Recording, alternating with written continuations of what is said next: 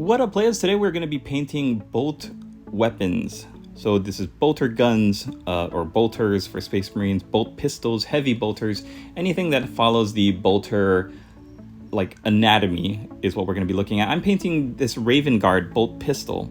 So I've got it undercoated in black. Most bolt guns you can paint in black first to show you where the different layers go, and then it'll help you to pick out where the silver goes. I'm using lead belcher as my first color here.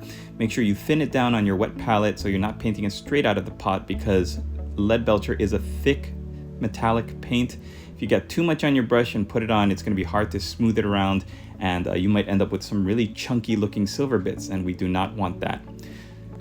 So I'm looking for all of the areas. The best reference for any weapon or anything you paint really is just look at the box cover and look at the art and look at the other examples of finished painted miniatures, and you can see where the silver bits are and where the black casing of the weapon would be. So I'm going to only be painting the silver parts in lead belcher.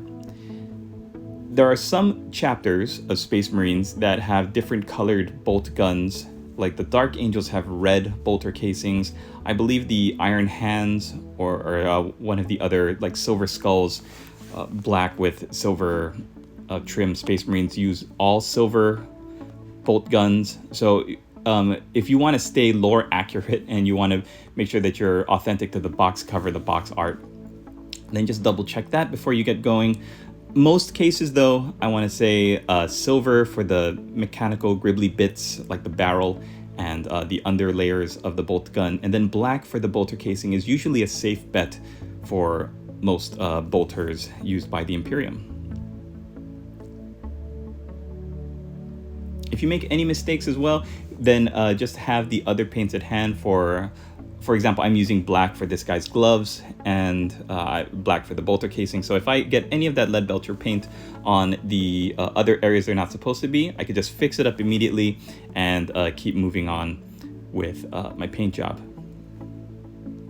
Now, what I did not do is shade and highlight the silver bits. You can do that, just use like a known oil or a dark black shade to kick up the detail and the depth of like where the shadows would naturally go. But I found that if you're using if you're painting just the bolt pistol, you don't need it. You could skip that step and you would still have, from tabletop distance away, a very good high tabletop quality paint job on your bolt pistol. I'm going to be using Mechanica Standard Gray. Now this is something I would recommend because you're picking up the fine edge highlights of the black bolter casing. Again, this depends on what color your bolt weapon is. If you're painting Dark Angels, I would use like a corn red for the bolter casing instead of black, and then I would highlight that up with Evil Sun Scarlet or some brighter red color. But you're just picking up the edges of where the black casing meets the silver. This makes it so that when the model is on the table and you or your opponent are looking at it from across the tabletop, you can immediately pick up where those different lines are. I'm doing a very smooth and sharp edge highlight again. If you want to see what kind of brush I'm using, just click the link below in the description. It's going to take you to a set of brushes that I think is fantastic.